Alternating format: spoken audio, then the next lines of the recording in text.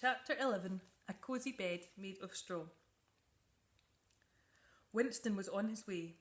He was feeling a jumble of excitement and nerves. He was excited because it seemed as if his task of delivering this letter to Father Christmas would be accomplished much quicker and with much less travelling over an ocean than he thought. But he was also nervous because now he was in the busiest part of the city. All around him was noise and movement and flashing lights. Trams rattled down the centre of the wide road, and there were many lanes of honking and hooting and spluttering automobiles whizzing past. Far below his paws, Winston could feel the underground trains rumbling and grumbling. He weaved his way through the crowds of people on the pavement. Many of them looked like they were on their way to parties.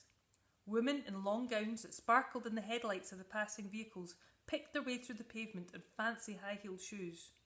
Winston had to be very careful of those. There were men in shiny two-tone shoes, and when Winston looked up at them, he saw they were wearing smart suits with snazzy bow ties. As Winston made his way through these glamorous people, he stopped feeling nervous and started to feel very Christmassy.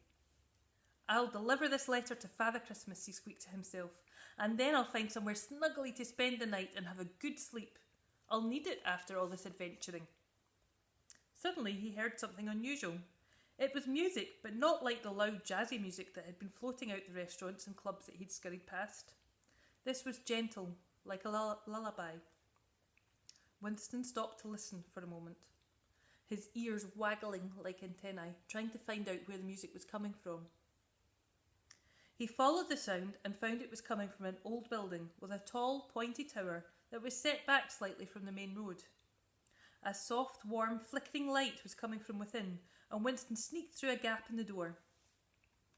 The inside of the building was beautiful, and Winston was transfixed by the carved ceiling and colourful stained glass windows. Hundreds of candles flickered softly, making the whole place feel very peaceful. He wasn't alone. The building was full of people sitting on long benches, listening quietly to a choir at the front singing beautiful music. Winston knew some of the words because he'd heard them being played on the radio and by bands in the city.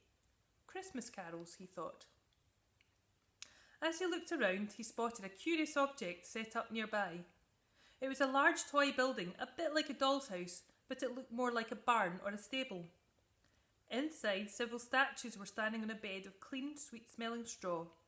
There was a woman in blue and several men. Some were dressed in fancy clothes and others were dressed like farmers, and there were even some pretend sheep standing beside them. Everyone was looking at a tiny wooden box in the middle. It was filled with straw, and inside, fast asleep, was a tiny model baby. See the picture. That does look like a nice place to have a sleep, Winston thought, and he yawned. Perhaps it wouldn't hurt if he just had the tiniest of little naps in there beside the baby.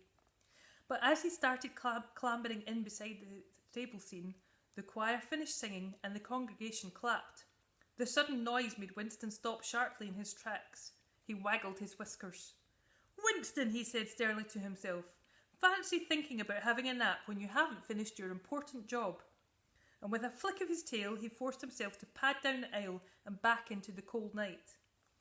He thought about the little baby asleep in the wooden box full of straw and promised himself that, as it was Christmas Eve, he would come back once the letter had been delivered and have a nap in that nice peaceful building while candles flickered warmly around him.